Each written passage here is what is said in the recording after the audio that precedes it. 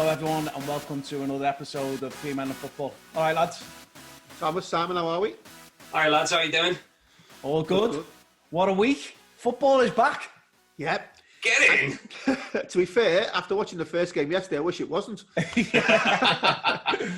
Well, we'll get into that, Daz. We'll talk about the games from yesterday and what's coming up in the next couple of days. But it was exciting. I spent yesterday. I was working all day, but my whole day I was distracted because I knew that the football was coming later on. Anyone else the same? Brilliant. Yeah, I was in the same mode. In fact, Rachel knew I was that excited. She said, "Yeah, love, you can have the big telly in the living room. I'm going to get out the way. I know how excited you are for the footy." I was like, "Oh my God, what's wrong with it?" Right. You were in school, weren't you, Dad? Yeah, I was in school all day and then went and had 9 holes of golf afterwards. And then missed the first half of the first Villa game back. What are you doing, man? Because there was a 2-ball in front of us who were very slow. I was fuming. Don't you hate that? All right, so today we are going to review the games from yesterday. And then we're also going to talk about the games that are coming up over the weekend. And we're also going to focus on a couple. We've picked one each that we're going to focus on. We're also going to do the football forecast, which I'm looking forward to. So what are the scores on the doors currently, Daz? Because if I remember rightly, I think I got the two results right yesterday. I'd rather not talk about it at this moment in time because I'm not winning or I'm not coming second. Okay. Is that in a 3-horse race, Darren? Yeah. You're like the wonky donkey, Darren. In many ways, I wish I was. Be careful. It's early on. It's early doors. Okay, so before we get going, I want to direct people to the website. So we talked about it. Well, I talk about it on most podcasts, but we've put a lot of time and effort into the website to get it right, to give people an opportunity to go and watch the videos, read the blogs, get an understanding of what's going on with Three Men of Football. And the feedback has been really good. The videos play really well in that in the player on the website, and the blogs have got some really good feedback as well, which is great to see. And then also we're doing well on the other platforms, aren't we, Tom? Yeah, if you have a look at Google Podcasts, Apple Podcasts, and Spotify, we're doing really well on there. We're actually smashing it this last week, superb. But also, funny moment, Simon just by accident done a search for us on the internet, and he found us on a podcast that he didn't know we'd been put on. He nearly wet himself. It was brilliant. I couldn't help it. I made some sort of weird noise when I found it as well.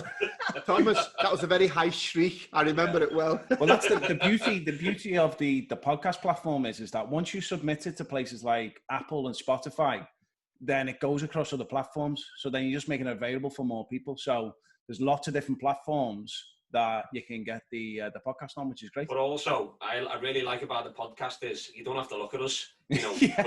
we're not all supermodels. No.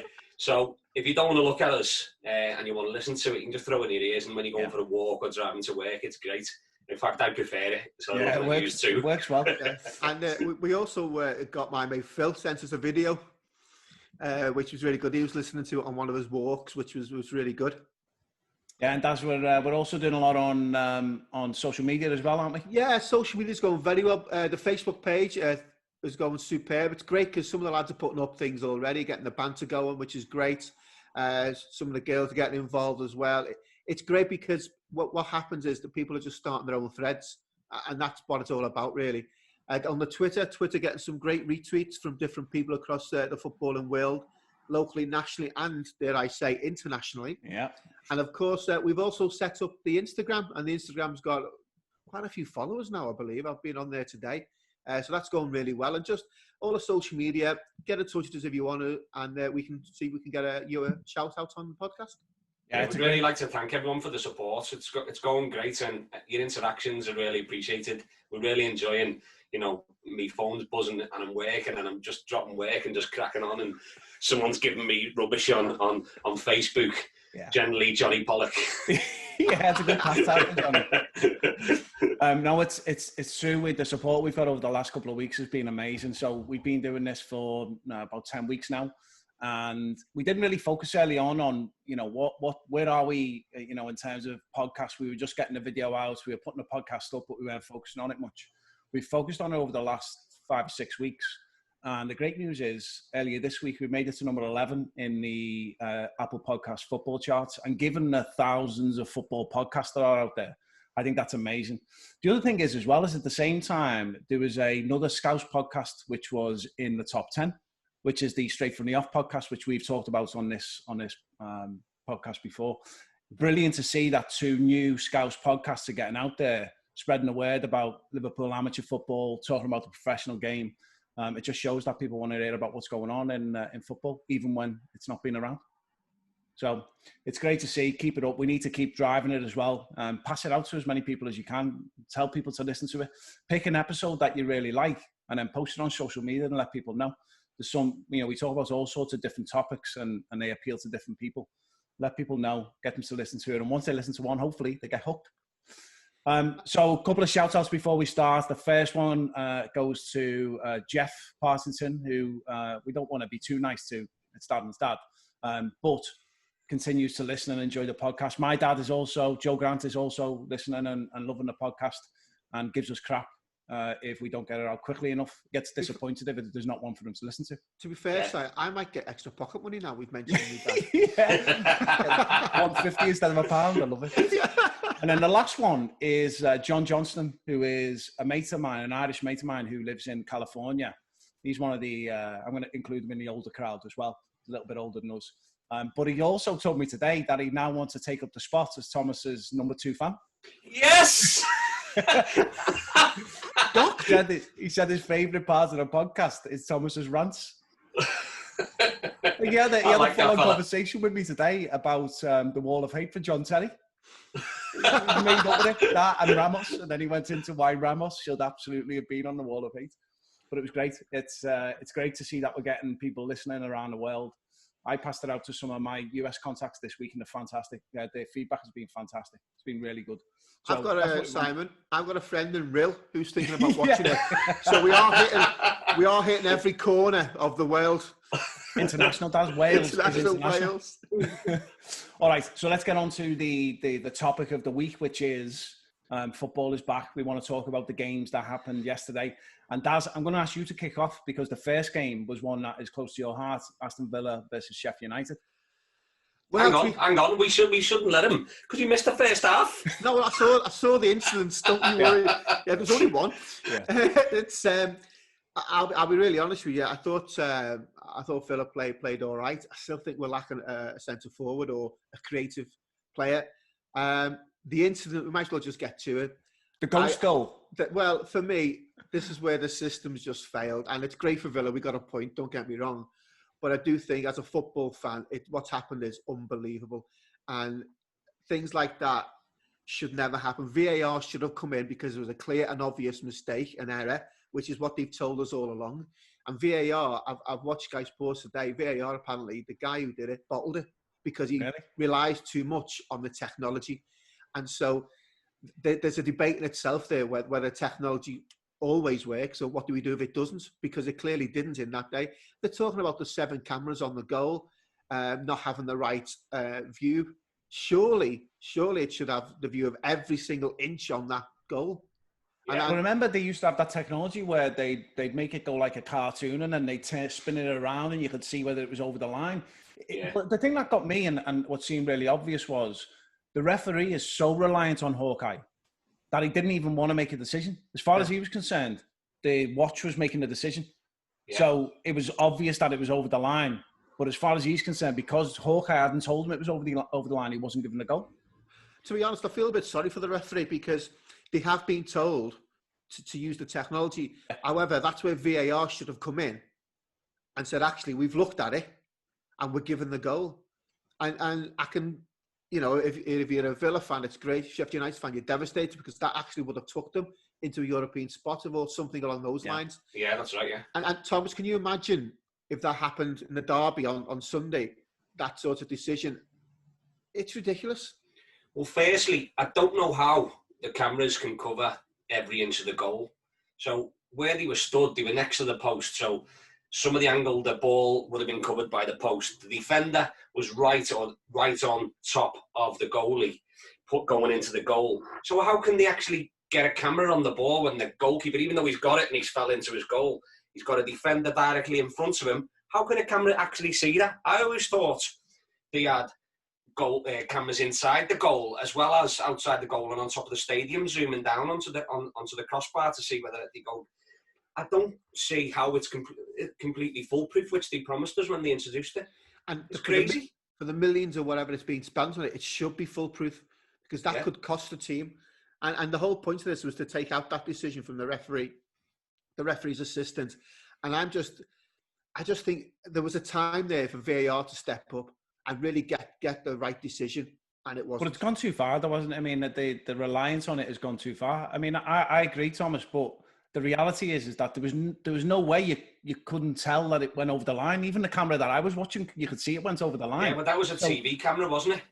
It was, but if you look where the defender was stood on the post and the goalkeeper fell into the goal, there was a gap between the defender and the goalkeeper where the ball crossed the line. So whatever camera you're using to see that, you can see that it goes over the line. I also think that the failure here was definitely on the technology, and I do feel sorry for the ref, but the point is that the ref is too reliant on the technology.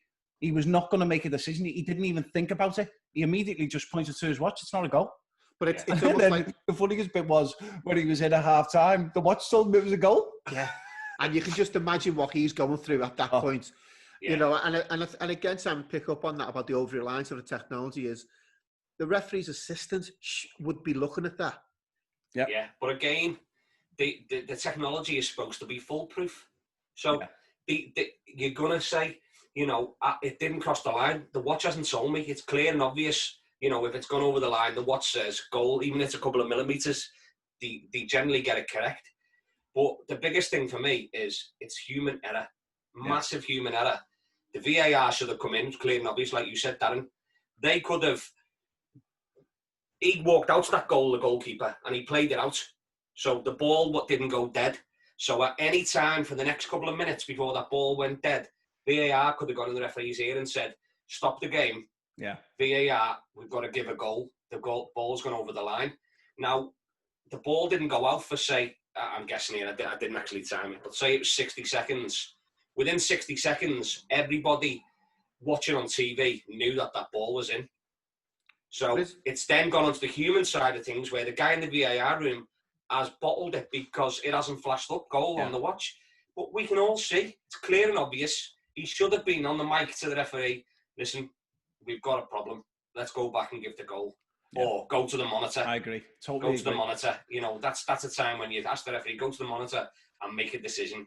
Because I tell you now, the way Sheffield United, if they get any form like they did before the lockdown and the breakup of football, they're going to be pushing for the Champions League spot. And with that place possibly up for grabs, with City possibly getting banned, it's a huge financial loss to Sheffield United if they lose out by 2 points. Yeah. You know, we're talking 60 million for a club like them. That sets them for the next 10 years. Yeah, I totally agree. And I think, you know, we have to make sure that doesn't happen again in those circumstances.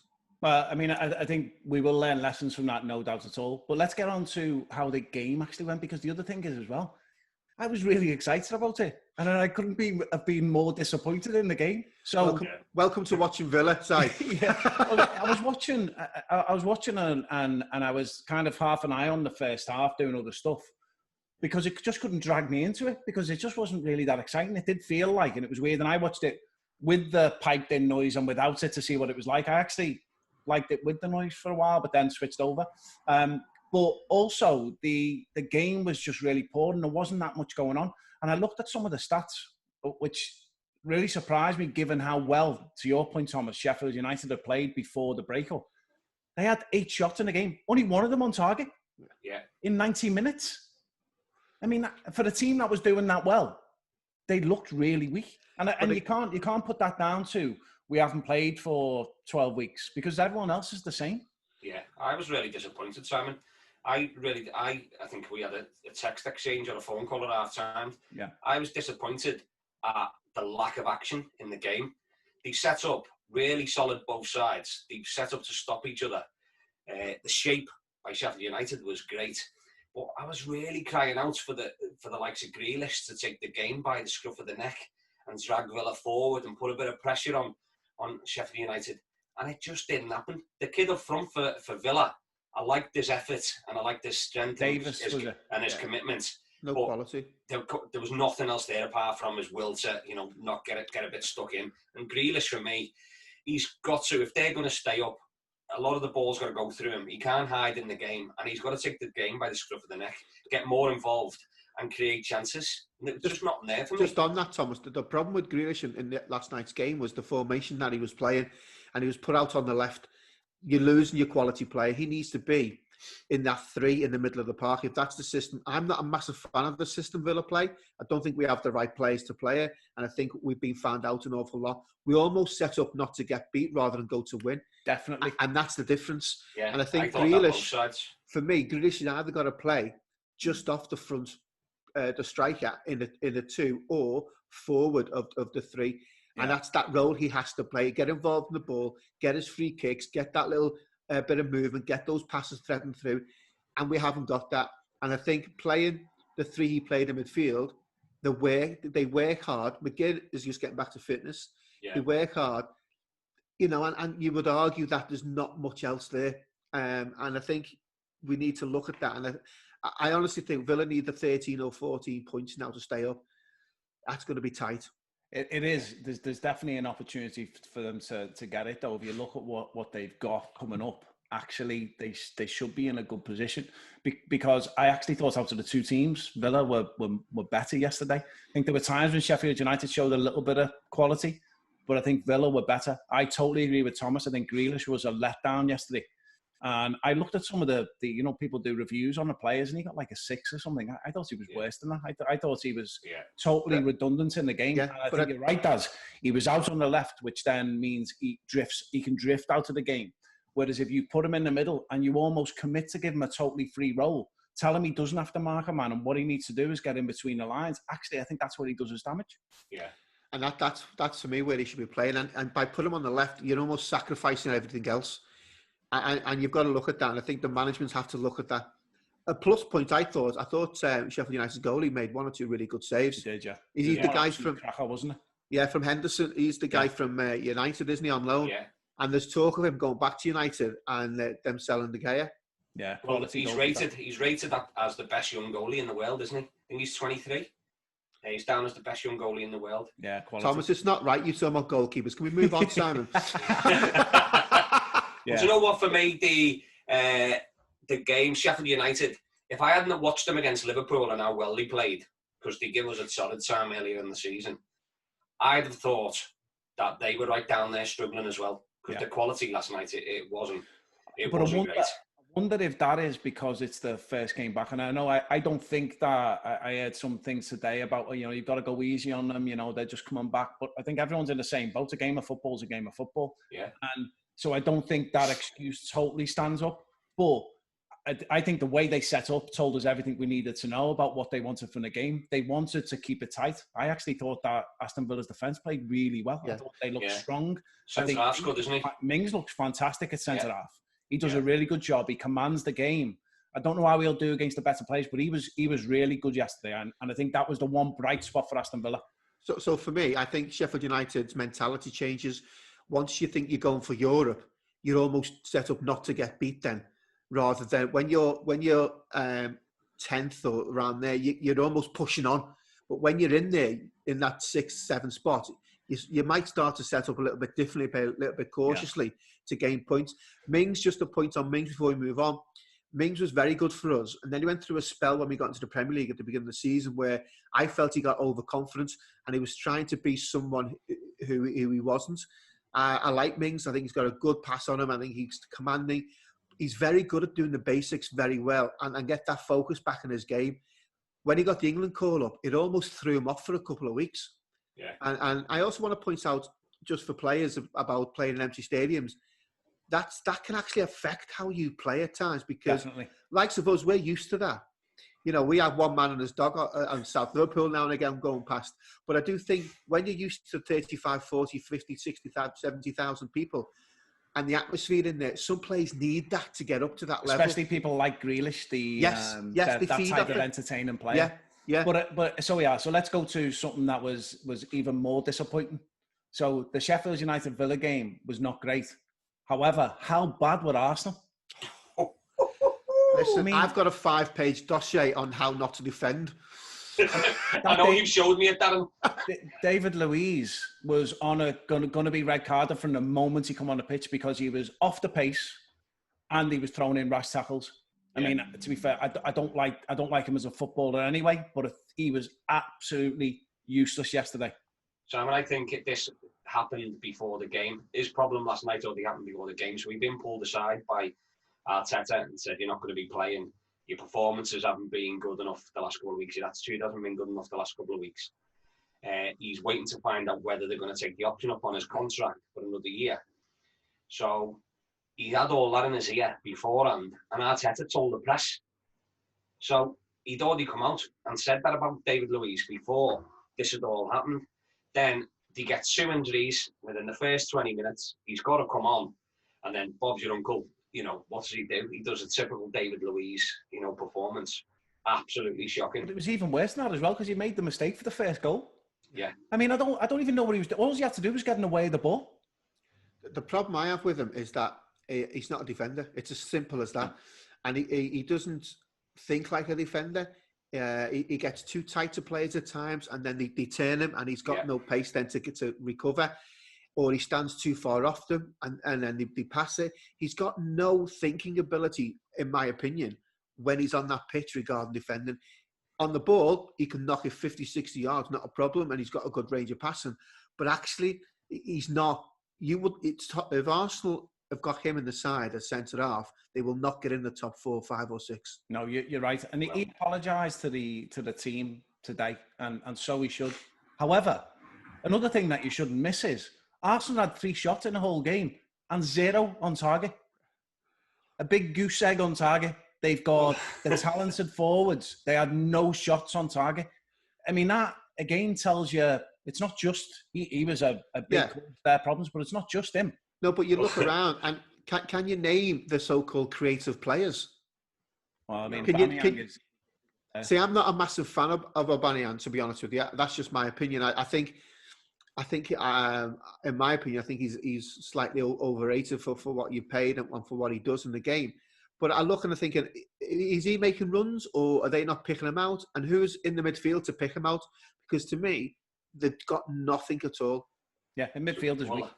I was shouting at the telly, bring him on. And then I noticed that he'd started. No, joking apart, he was very, very poor Aubameyang. Now, he's the captain, isn't he? Yeah. And I don't know whether you've seen his attitude off the ball whenever. So he was asking for balls in behind defenders and the players around were just not reading what he wanted. They were either playing it to his feet and then the defender could easily pick it out. They weren't putting into space to use his pace and his ability to get past and use his power to get past to get on through on goal. And every time he's throwing his hands, his head was down. I didn't see anything a proper captain should be doing, geeing players up, trying to, even if you turn on and have a go at players, not throwing strops and throwing your hands down. And, I seen him when he was coming up the tunnel to start the game and it was raining. And this new protocol where the teams come out separately, he didn't want to come out because it was raining. He was looking up and he was thinking, that's not a good sign before you've even started the game. And then half the players I've never heard of. Yeah, I mean, the lineup looked really odd. But it is another couple of things that were stood out in the game. Firstly, De Bruyne was outstanding. We've talked about him a couple of times on the podcast. He was outstanding. He's another Rolls Royce of a footballer. The second thing is, the Arsenal team travelled on the day. Yeah. 3 hours before. Why? They left at 5. They got a flight at 5 o'clock. That shocked me. I didn't understand that. Anything come out about why they do that? They've been told to travel on the day now, Si. But you would think that they come earlier in the day and at least have a bit of time to relax. Yeah. And also, Thomas, there was a storm coming in.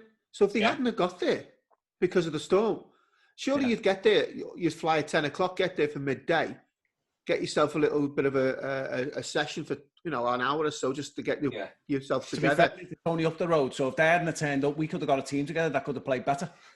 To be fair, mate, They were useless. Honestly, you looked at firstly, there was a load of excuses in the first half an hour. Well, this player's going down. Maybe he's not fit because he's not done enough training.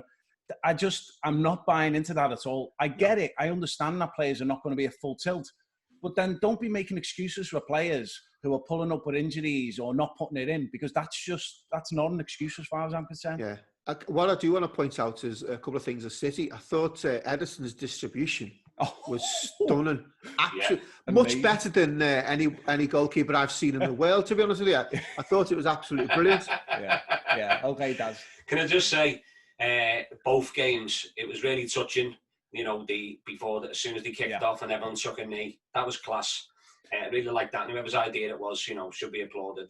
It was great. I think it's a big statement as well. You know, the Black Lives Matter campaign has been going for a couple of weeks now, and it's gaining momentum. I love the fact that football starts again, and straight away they're all on it. They're all involved. You have the officials taking a knee as well. That's brilliant. That's the way. And on the touchline, everyone on the line was doing the same. It was class, and it should be applauded. And then going into the game, I'm not one for. I don't like very many players, but last night De Bruyne was superb. But Raheem Sterling's movement last night was something else. Yeah. And I don't like him, and reasons why he left Liverpool, and I didn't agree with it. But since he's gone to City, he's gone to another level. And his movement last night, he could have had an hat-trick. He should have scored at least 2. But he was superb. The movements running across the lines, and De Bruyne just gets his head up. Like you said, Rolls Royce, whipping the balls round the corner, through the middle. And Sterling is always making brilliant runs. But as soon as Sterling gets his head up, the ball's coming to his feet. Yeah. Absolutely superb. City controlled the game pretty much from the off. But like I said last night when I was having a conversation with you, Simon, the ball through the middle, City are vulnerable through a ball through the middle.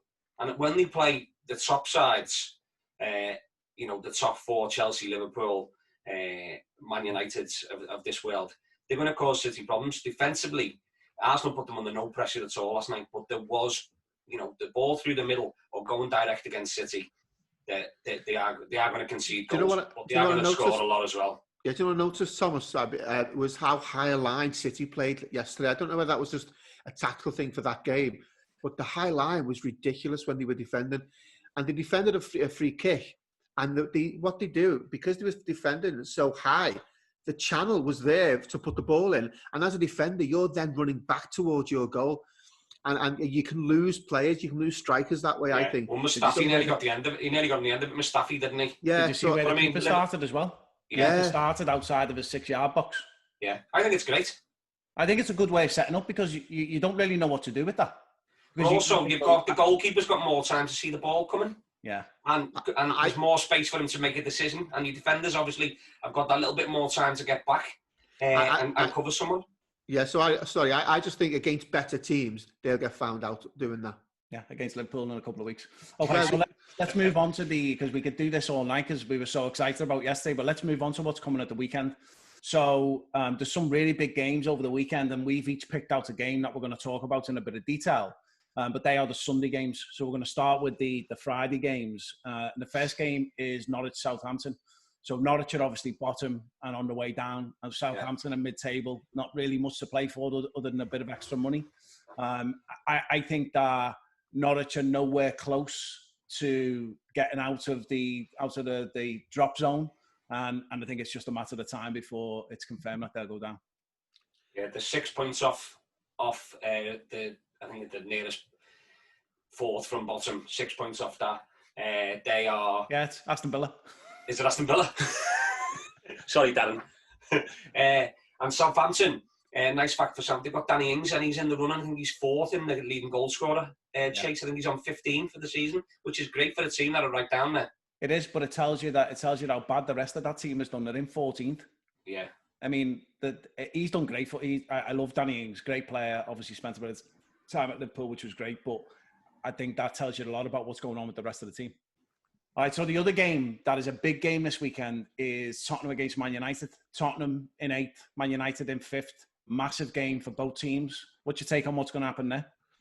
I think we can't mention Man United without mentioning Marcus Rashford and the things he's done for the school over the summer and the kids.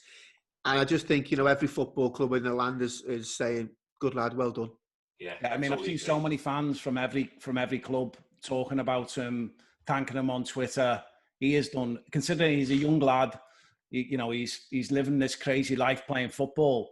But when you listen to him talk about his upbringing and the challenge that his mum had with all the kids and how they struggled to pay for meals through the summer, now he got support. I think it's amazing how he's gone out of his way to do that. Yeah, fair play to him. Not many have stepped up across the UK, but footballers have. And obviously the key workers, NHS workers. But when you're in a privileged position, it's you don't always get people wanting to help out others, and I think that's fantastic. Yeah, it's been great. Looking at the game. But also, just a point though as well. When he first raised it, this winds me up a bit. When he first raised it and put it out on Twitter, he got some ridiculous response from an MP, which was a real throwaway tweet. Oh my God, it was terrible. And then that's when he doubled down on it at that stage, and then he did that open letter and all that kind of stuff. But I just think that tells you a lot about how in touch our MPs are with the youth and what's going on in society. And then you need someone like a young footballer to really push it and get something to happen. And he's done an amazing job. So he's linked in with Magic Breakfast, and I know firsthand my school have benefited from that. And I think it's a fantastic thing to get involved in. So well done. That's brilliant. Yeah. Okay. All right. So back to the game. What do you think? It's a brilliant game. I hate saying this, but I fancy United to go on a bit of a run. Now they've got big players back, so they've got Pogba. Say it for me. Pogba. That's the one. They've got him back. Bruno Fernandes obviously is fit and has been firing before the break. And Rashford's back after his fractured on his spine or something, whatever was wrong with him. They're massive players to have back, looking great. Harry Kane's back for Tottenham. So it just looks like a brilliant game. I'm really looking forward to watching that. And if it's anything like the City game, the speed of play, I think it's going to be a cracker. Do you think one of the things that teams may benefit from is, and definitely when you look at some of the teams they're benefiting, is some of those players that were on the long-term injured list are coming back, definitely. And they never would have had them back for the finish of the season. Yeah, definitely. I think that's crucial. What's interesting about the game, I think, is how the two managers want to set up. Mourinho's quite defensive at times. Solskjaer, he's getting a bit of form, previously before the lockdown hit. Is he going to go for it? Or are they going to be happy just to get through the game, maybe get a point each, go for the draw, and then build on that? Yeah. Well, we'll soon see. But I agree, Tom. I think that's a big game. And then we move into Saturday, and there are 4 games on Saturday. The first game is Watford v Leicester. So Watford are in 17th, and Leicester are in 3rd. Now, City played well yesterday, so the likelihood is that City will go on and continue to do well, and it'll be difficult for Leicester to catch them. But there's not a big gap between them. They've got a chance. Yeah. Jamie Vardy's on 19 goals for the season. If he stays fit, they've always got a chance because, his boots are on fire in front of goal. I think he's a cracking centre forward, and he gives you that great option. So even when they're under pressure, they've got an outlet all the time, and he's brilliant at nicking goals. So they've got a great chance. Also, Troy Deeney's back after refusing to play. Yeah. So that's interesting. I'm going to be a Leicester fan all day on Saturday. Of course you are. But I think that's one of the reasons why it's a big game. Both teams need the points. So you've got Watford in 17th, Leicester in 3rd. They both need the points for different reasons. And I think if they both go for it, it's going to be a very open game. Yeah, I hope so, end to end. And then the next game is Brighton versus Arsenal. So Brighton in 15th, Arsenal in 9th.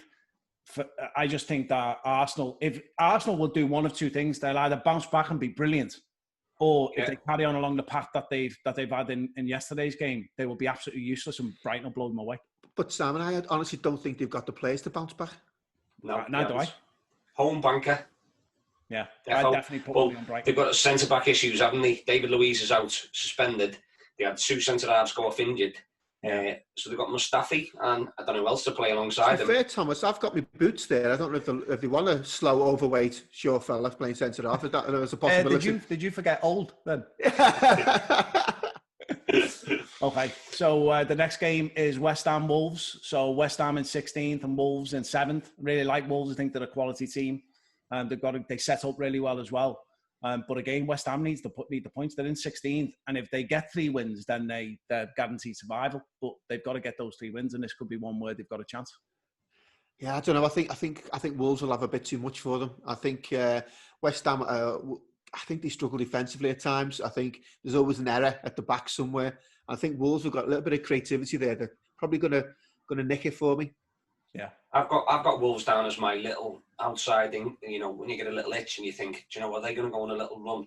I think they're only a couple of points off Man United in 5th, and if 5th is going to be the Champions League spot, you know, they're not worth a shout at an outside bet there for possibly getting in the Champions League. I think they're brilliant. They play football the right way. They're aggressive and just a quality team. He's done a great job. I agree. And then the next game is a big one for you, Daz, which is Bournemouth versus Crystal Palace. So you've got Bournemouth in 18th and Crystal Palace in 11th. And Palace have got absolutely nothing to play for. I mean, they're finishing mid-table if you know, probably somewhere around the 11, 12, 13 mark. Bournemouth are in 18th. If they lose that game, gives you a chance. Yeah, what you're hoping is, you know, Palace haven't gone on holiday. Yeah. You know, and try things out, bring a few young lads through, give them some experience. If they're not going to do anything, you know, majorly like Europe or relegation, they might look to do that. Yeah, maybe.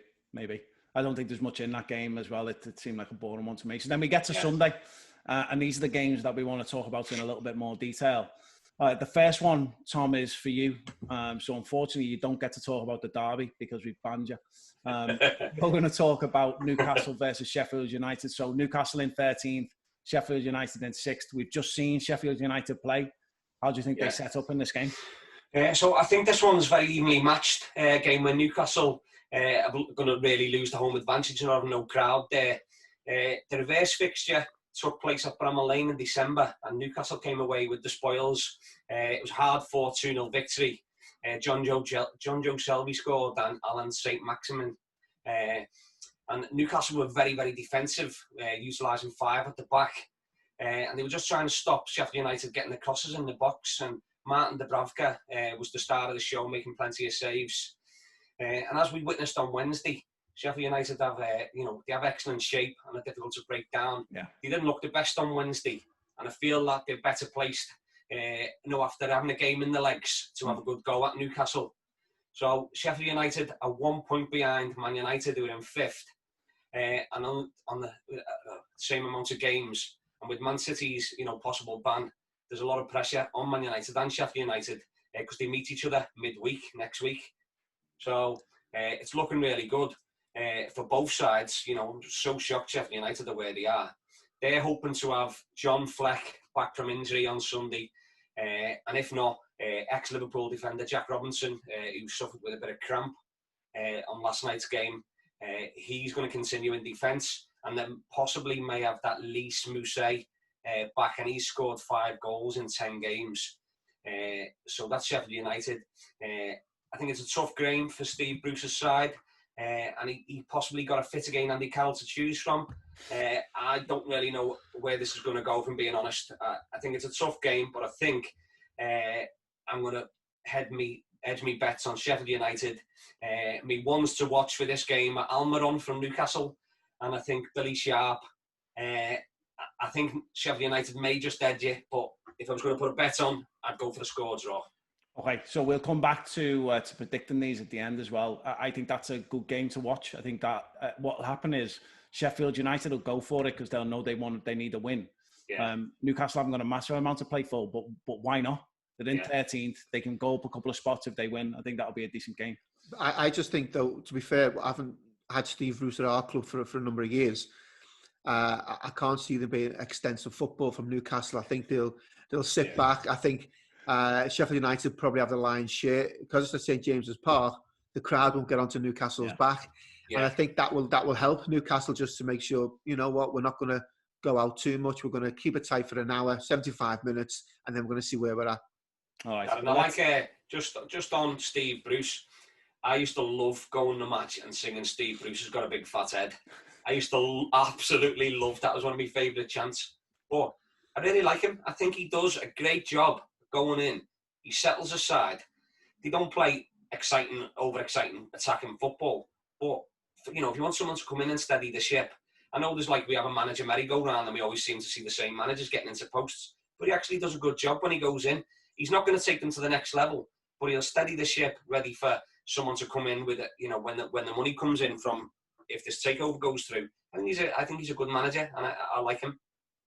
Yeah, Darren's had first-hand knowledge of that, though. So when he's been at your club, you have a very different feeling about managers, I think. Well, I'll be honest with you. I'm going to do something now. Probably I'm not going to do it in a while. I'm going to agree with Thomas to a point. I think. I know. I'm shocked myself. It's raining. When he came to Villa, and just briefly this, but when he came, he did steady the ship, Thomas, and he was good for us. The problem was he brought all his old team back from Hull, and they just didn't have the class to get us up. But I'll always have respect for Steve Bruce. Yeah, good. Okay, that's a good way to end that conversation. We'll come back and we'll predict it at the end. So the next game is Aston Villa versus Chelsea, Daz, and I'm going to talk about this one because, again, you've been banned because it's your team. So Aston Villa firmly in 19th, Chelsea are in 4th. So I think this is an interesting game because I think Chelsea are benefiting from the fact that we've had the break. So Loftus-Cheek and Pulisic were both out and they're back. Yeah. Kante refused to play for a while, and now obviously he's going to be back in the team. And I think the way the team will set up is Kepa in goal. I think they'll play Reece James at right back, and I think he's a decent player as well. I think he can create down the right. Rudiger and Zuma at centre half. They may play Christensen, but I think they'll play Zuma. Azpilicueta left back. Kante, Kovacic, Willian, Mount in the middle, and then Pulisic and Abraham up top, which I think is actually a decent team. And I think the one to watch for Chelsea is definitely Abraham. So Abraham is a quality footballer who scored. You only don't like him because he didn't stay at Villa. So, in fact, he talked about Villa this week and he was talking about how much he really enjoyed his time there. Scored 26 goals, I think, Daz. Yeah, he did very well. Si, if you want me to just have a quick brief moment with him. I've seen him live a couple of times and I just felt... I'm surprised how well he's doing, and I'll be honest with you, I am. I thought he's one of them players who was a very good championship player, and I always thought, can he step up?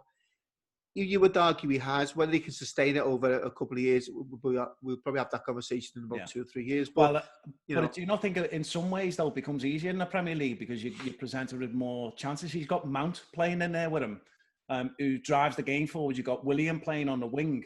You've got some real quality in there that can present him with chances. Yeah, you have. And he probably takes 1 in every 4 on target or so. And also you're playing against better defenders. So that comes into it as well. I think you're probably right, Daz. But if you look at all the best strikers, the majority are taking 1 in 4. Yeah, I taking 1 in 2. It's just because that's just not realistic.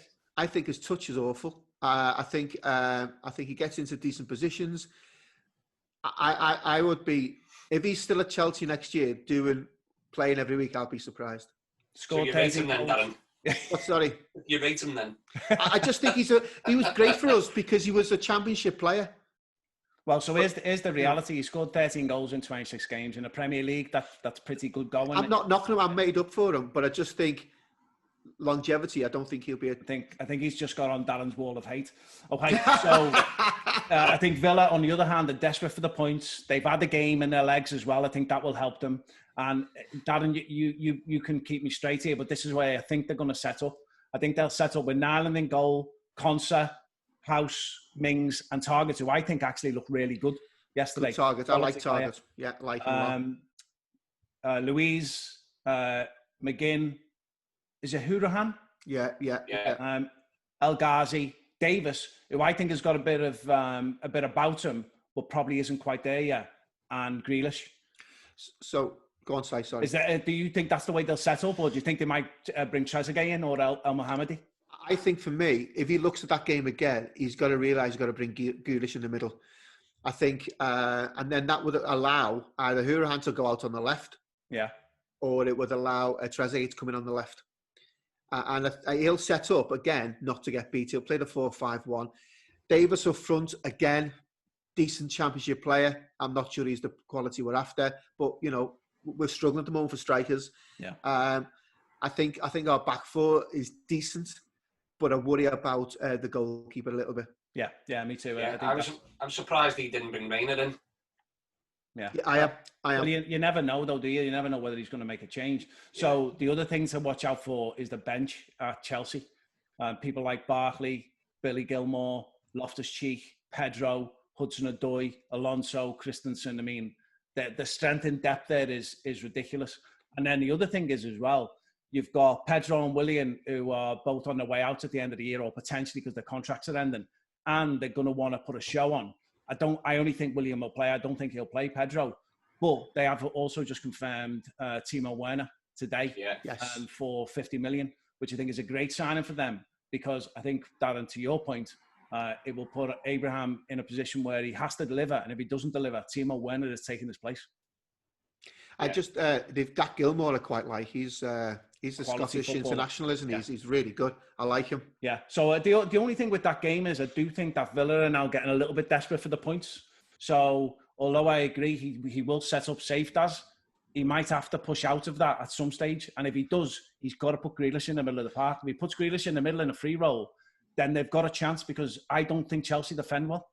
Yeah. So for me, I would almost put Hourihane slightly to the left. Although he works hard, Hourihane. He's got a really good delivery with his left foot.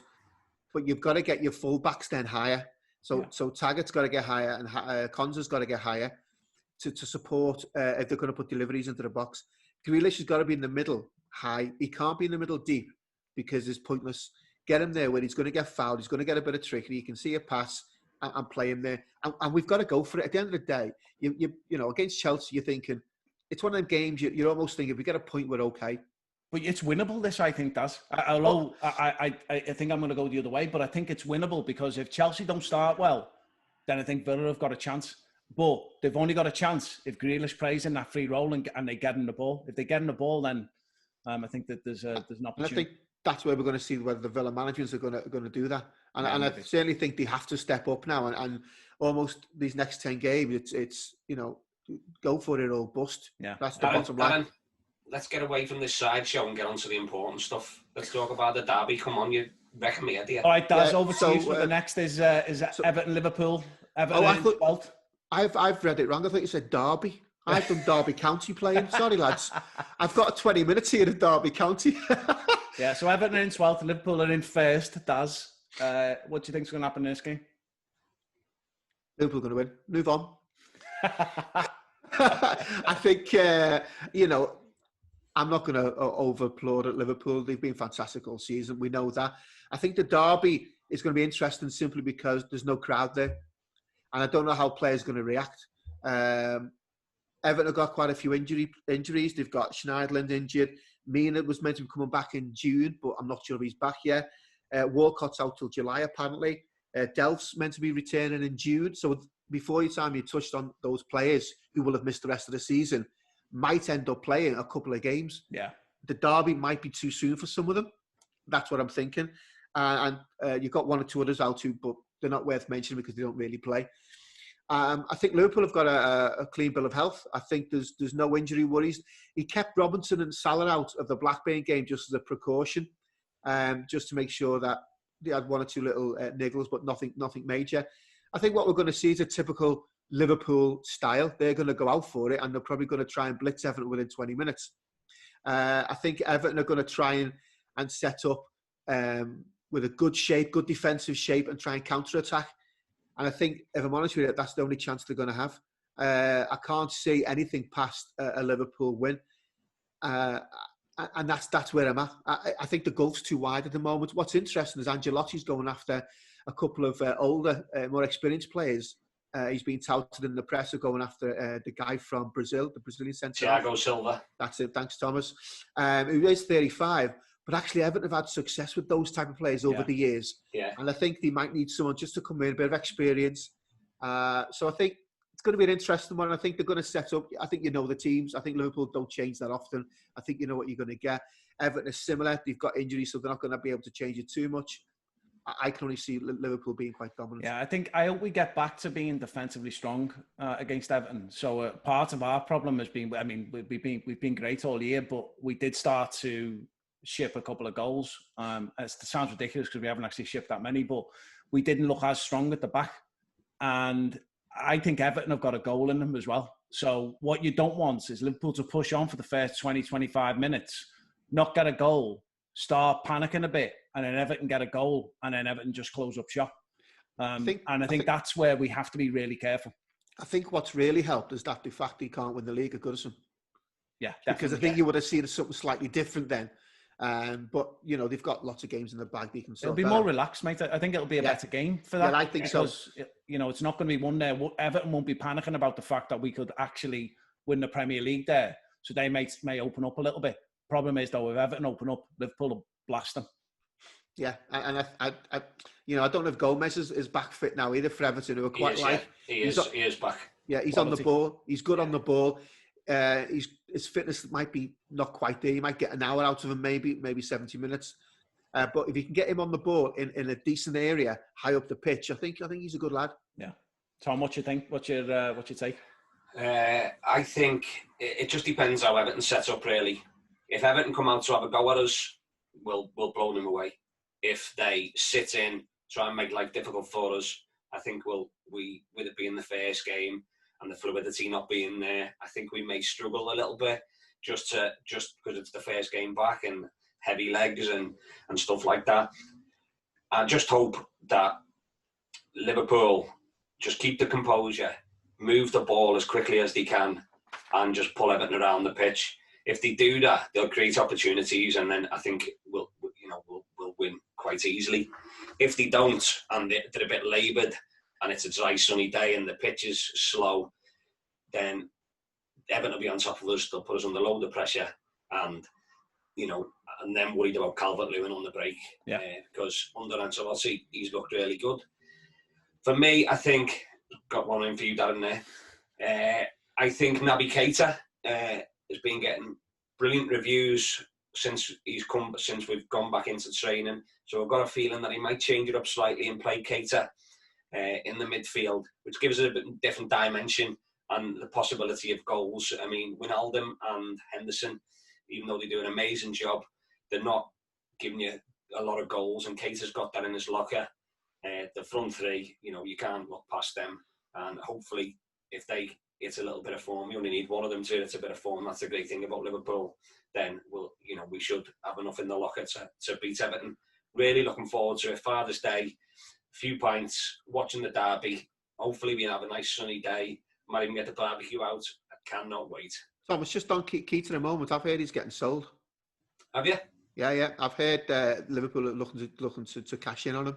Wow. Well, to be honest, he hasn't done it for Liverpool. And when we signed him, you just built him up there.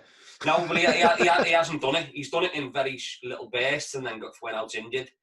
When he looks good, I know it's stupid saying he looks great. Some days he comes in, you wouldn't even know he was playing. So I think when he come with this massive reputation as being a world beater, and watching some of his highlights, God, he was out of this world. He just hasn't replicated that, and I don't know whether he's found it difficult settling into England. I don't think he's worried. I don't think the style of players upset him. I don't know whether he's settled in the Premiership, but he just hasn't done it consistently enough. And then when he has looked good and he started getting in the team and started scoring in Europe and he scored a couple in the Premier League, he'd get a niggling injury and he'd be out for 2 or 3 weeks. He wouldn't get straight back in the team because one of the others would step up, like Wijnaldum, who he took his place from. And then he'd struggle, and then we wouldn't see him. And then he's getting very little game time. He comes back in, he takes a few games to get going, and then he gets going again, looks good, another injury. And then other players around them are just snatching every chance they get, like Fabinho. He come in, he snapped his chance. And look how well he done at the start of the year. He was outstanding. You've got to think that Liverpool's best midfield, well, in my opinion, is Henderson, Fabinho, and Gini. They've got options, and I think Keita could fit in there.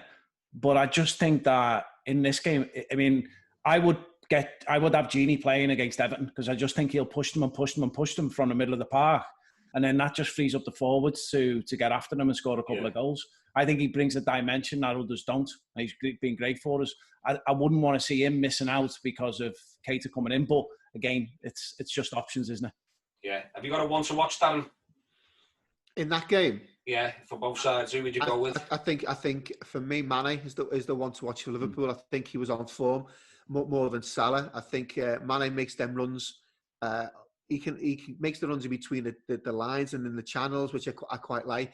And for Everton, I think Richarlison's the sort of quality player that they have up front. If he plays them up front or out wide, but I think he's got an eye for goal. So if he gets a chance, I think he'll be putting it away. He's brave, isn't he? I like Richarlison. He's very brave. He is, but I do think against Liverpool, Calvert-Lewin is more likely to score. I just think he gets into the gaps He's solid in the air as well. I think he's a good option for them. Okay, all right. So let's predict the scores on these last 3 games. So let's start with Newcastle, Sheffield United. Thomas, what are you going with? I'm going to go with 1-1. Okay. I'm going to go with Sheffield United winning 2-1. Okay, oh, interesting. I'm going to go for 1-1. Okay, all right. And then Villa Chelsea. I'm going to go with, sorry, Daz, Chelsea winning 2-1. I'm going 2-0, Darren, to Chelsea. So I've got a dilemma. Do I go with my heart or my head? You've got to go with your heart, haven't you? I'm going to go for 2-1 Villa. Whoa. I thought he was going to say 4-0 then to Villa. Never scored 4 all season together. I was going to, what have you been smoking? Okay, let's start the derby off with Thomas. What do you reckon? Well, it's going to go either of 2 ways. Liverpool are going to walk it and win 3 or 4-0, or it's going to be a ball fest and it's going to be a 0-0. And I'm going to go with, I hate going against Liverpool, but I'm going to go 0-0. Okay. Hang on a minute. You're the Liverpool fan on this podcast, and you've gone 0-0. Yeah, I think... you know what he's done there? He's bottled it. Simon, he has bottled it. No. I don't want to... Whenever I bet or put a bet on Liverpool, it always goes down, and that's why I don't bet. Yeah. So if I say 0-0, Liverpool will win 4-0. I'd rather lose in that than that. All right, Daz, what are you going for? 4-1 Liverpool. Okay. All right, I'm going to go for 3-1 Liverpool. Well done, lads. All right. So I think actually this weekend's going to be really good.